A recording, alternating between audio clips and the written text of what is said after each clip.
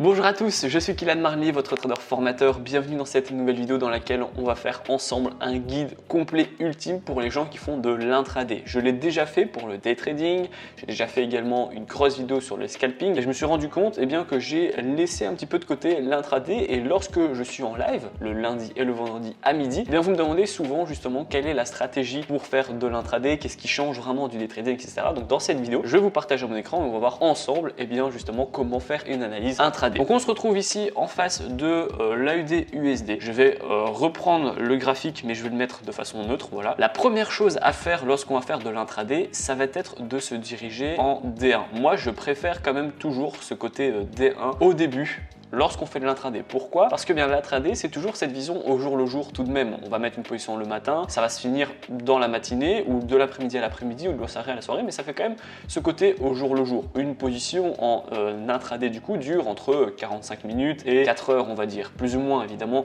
ça a une moyenne. Donc on a quand même toujours cet effet jour le jour qui est important. Donc moi ce que je vous recommande, ça va être tout de même de rester en D1 pour justement faire les mêmes choses que pour le day trading. Donc à savoir le support et la résistance du jour. Je le répète, ça on est d'accord, c'est une résistance. Maintenant, est-ce que c'est la résistance du jour? Non, évidemment. On n'aura pas en une seule bougie touché les prix.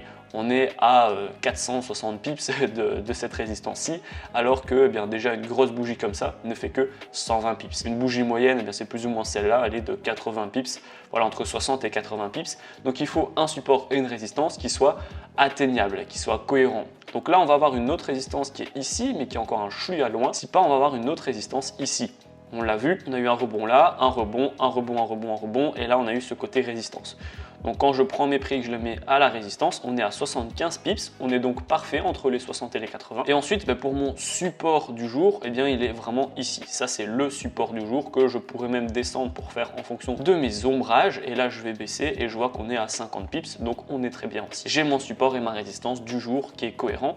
Et ensuite, j'établis la tendance qui elle, du coup est baissière. Je pourrais tracer aussi des supports et résistances obliques, évidemment, comme ça, en me disant ça c'est ma résistance du jour et mon support oblique comme ça, c'est mon support du jour. On voit de toute façon qu'on arriverait plus ou moins dans les mêmes zones, d'accord? Donc ça c'est pas obligatoire. Une fois que vous êtes passé en D1 et que vous avez établi vos objectifs justement potentiels, vous allez devoir aller en H1. En H1, une fois qu'on a nos grosses résistances, nos gros supports, etc., on va vraiment avoir 24 fois plus de détails vu qu'on passe de une journée à une heure par bougie. Donc là, ce qu'on va faire, c'est qu'on va tracer des supports et des résistances toujours atteignables, mais qui sont plus proches, qu'on n'aurait pas forcément pu voir en D1. En D1, on a tracé les plus proches qui étaient cohérents, etc. Maintenant, en H1, on va en avoir des nouveaux qui vont justement apparaître. Comme par exemple, on en a un ici, où là, on voit qu'on a eu ce travail de support, là de résistance, là on a eu la résistance aussi, et là on a ce travail de support, et là actuellement support. Donc ça, j'aurais pas pu le tracer justement en D1 parce que je n'avais pas l'information. Une fois justement que je suis en H1, pour les gens qui font Ichimoku, des indicateurs, c'est là où vous pouvez commencer à mettre vos indicateurs en H1 et c'est là aussi surtout où vous devez vous dire ok c'est intéressant je vais trader ou alors non c'est pas intéressant je ne trade pas. Si c'est pas intéressant vous passez à autre chose, vous analysez un autre graphique. Si c'est intéressant comme ici, comment on pourrait qualifier un graphique d'intéressant? Un graphique intéressant c'est un graphique qui tente un support, qui tente une résistance, qui est occupé de casser, où on voit une figure etc qui a quelque chose à faire et qu'on est sur un point d'entrée intéressant. Là je dis que c'est intéressant parce qu'on est sur justement le support, donc ça va pouvoir me donner de belles conditions. On pourrait également commencer à mettre sa condition là, est-ce qu'on est plutôt acheteur, est-ce qu'on est plus vendeur ou est-ce que justement on va calculer les deux. Là dans tous les cas l'objectif, même si on va rester en intraday, n'oubliez pas, c'est qu'on va aller attendre à chaque fois les clôtures. Donc les clôtures etc tout se fait en M15. Donc l'intraday ça va être du D1, H1 et M15. Tout simplement. Vous pouvez vraiment, si vous êtes sur un intraday qui est plutôt 15 à 45 minutes, un intraday très court, vous pouvez alors à ce moment-là faire du H4, H1, M15. Moi, ce que je vous recommande pas, c'est de faire par exemple du H1, M30, M15, où là en fait vous allez à chaque fois juste avoir des bougies qui se divisent par deux, donc vous n'allez pas vraiment voir plus de choses en M15 qu'en M30 par exemple, et en M30 en H1.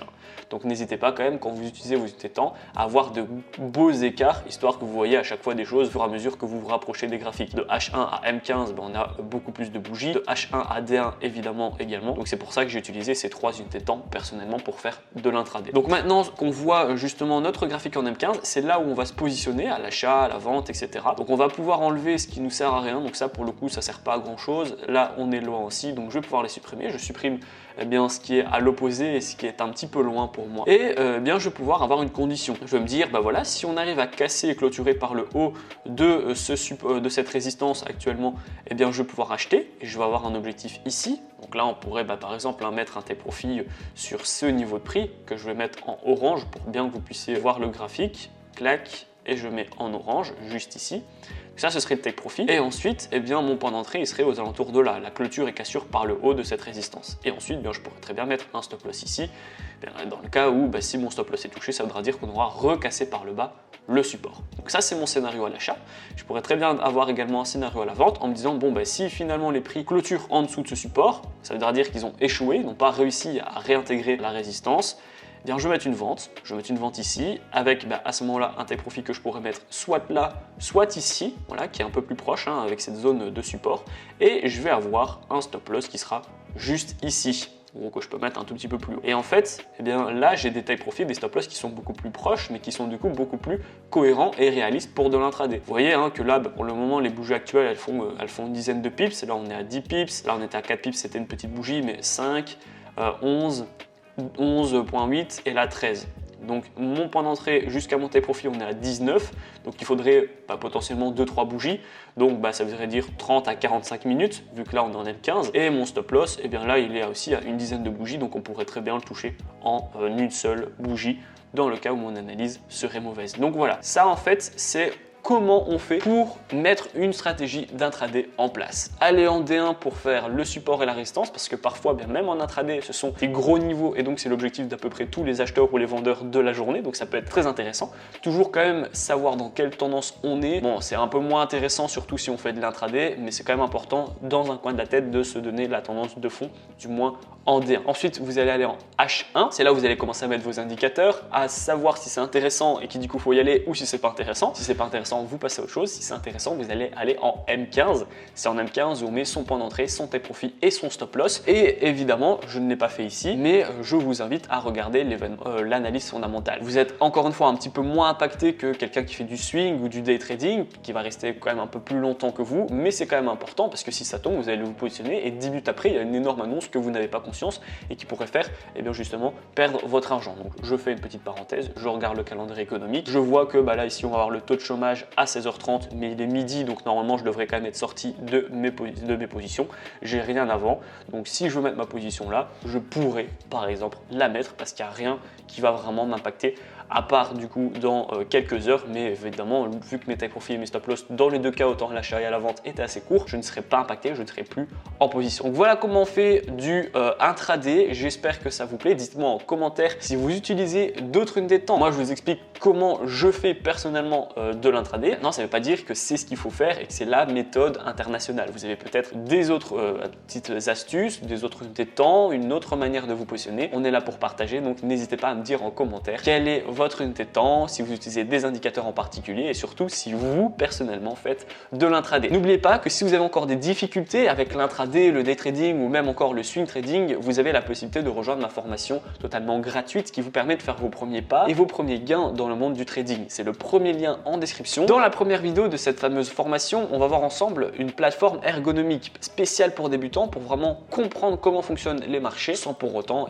être perdu. Ensuite, on va voir les indicateurs. Ce sont des indicateurs qui vont vous dire quand acheter, quand vendre, quand couper votre position. On va voir également des stratégies que je vais vous donner qui sont spéciales également pour les débutants et vous n'aurez plus qu'à copier-coller et modifier en fonction de votre profil d'investisseur. Je vais vous montrer comment j'ai fait mes premiers 1000 € par mois avec le trading pour que là aussi vous puissiez vous inspirer de mon plan d'action et le modifier en fonction de votre profil d'investisseur. Et enfin, on va voir ensemble les take profit et les stop loss pour que vous puissiez être un trader qui dure dans le temps. La vidéo est terminée, j'espère qu'elle vous a plu. Si c'est le cas, n'hésitez pas à la liker, à la partager et surtout abonnez-vous. Moi je vous dis à très bientôt pour les prochaines vidéos.